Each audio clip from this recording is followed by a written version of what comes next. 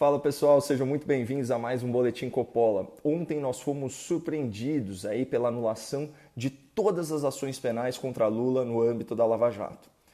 Mesmo considerando os altíssimos padrões de impunidade, de insegurança jurídica do STF, a audácia dessa decisão espanta e suscita um questionamento óbvio. Por que só agora, depois de tantos anos, a Justiça constatou que a 13ª Vara de Curitiba não tem jurisdição, não tem legitimidade, não tem poder para processar e para julgar a conduta criminosa do ex-presidente Lula? A resposta é muito simples. A atuação do Supremo Tribunal Federal não é mais jurídica. A atuação do Supremo é política. Quando a Constituição não serve aos propósitos do STF, os ministros ignoram, reinterpretam e até reescrevem a lei, com a maior disfarçatez, sem o menor pudor. É por isso que o Supremo, contrariando décadas de jurisprudência, decidiu que corruptos não podem ser presos, mesmo se forem condenados 2 vezes por um juiz e por um tribunal. É por isso que o Supremo inventou um prazo fora da lei e fez uma exigência impossível, que processos no passado seguissem a regra do futuro sob pena de serem anulados.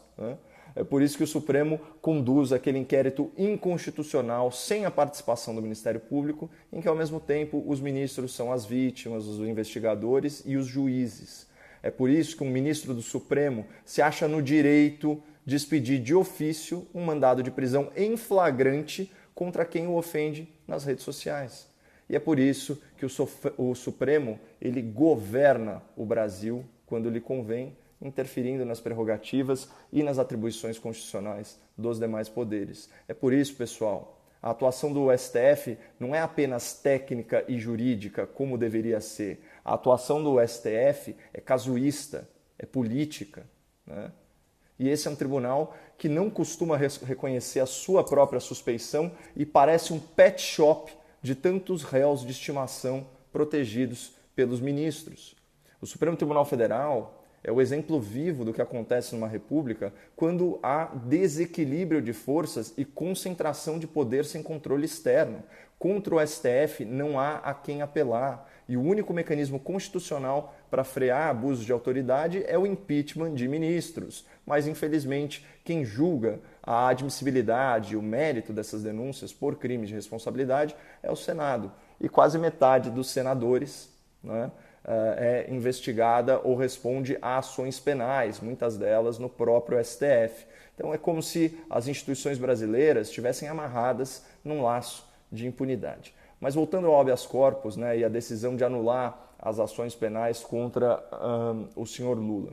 Percebam como os advogados dos corruptos raramente enfrentam os fatos e o mérito da conduta criminosa. É sempre a alegação de uma tecnicalidade processual controversa, uma questão lateral irrelevante, que não altera em nada a realidade do crime e o dano aos cofres públicos. Então, trazendo aqui para essa realidade concreta, Lula não está livre porque foi absolvido. Lula está solto porque o STF determinou que 2 julgamentos não bastam para prender criminosos condenados.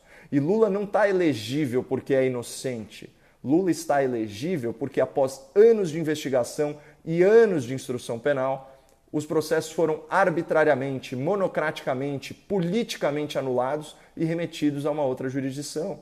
Tanto que o foro designado, a Justiça do Distrito Federal, pode convalidar e pode legitimar todas as provas colhidas pela Lava Jato, porque elas existem e, de fato, comprovam os crimes praticados por Lula.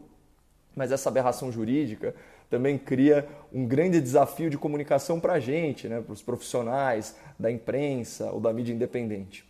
Se todas as ações penais contra Lula foram anuladas numa canetada, apesar da comprovação judicial dos crimes de corrupção e de lavagem de dinheiro, nós estamos diante de um criminoso muito diferente. Ele não foi absolvido pela justiça, mas ele não pode mais ser chamado de condenado. Então, qual seria a forma mais adequada para eu qualificar o senhor Lula sem correr o risco, né, de incorrer em injúria ou difamação? Bom, refleti sobre isso e a partir de hoje, e enquanto durar o atual entendimento do STF, eu decidi adotar uma nomenclatura estritamente técnica. Eu vou me referir ao senhor Luiz Inácio Lula da Silva como ex-condenado ex-criminoso e ex-corrupto. Então, usando essas expressões autoexplicativas, eu me mantenho fiel aos fatos, registrando a existência dos crimes comprovados, das condenações sentenciadas e das anulações sem absolvição. E, além disso, com essa linguagem própria, essa linguagem judiciosa, eu evito ofensas antijurídicas ao que resta da honra do nosso ex-presidente Lula. Nosso ex-presidente, que agora também é ex-condenado, ex-criminoso e ex-corrupto. Bom, para quem quiser saber o que aconteceu com o combate à corrupção nos últimos anos, eu recomendo o vídeo Quem Sufocou a Lava Jato, que está disponível no meu canal do YouTube. Então, só não esqueça de se inscrever por lá se for acessar esse conteúdo. Muito obrigado, não percam as esperanças no Brasil e fiquem com Deus.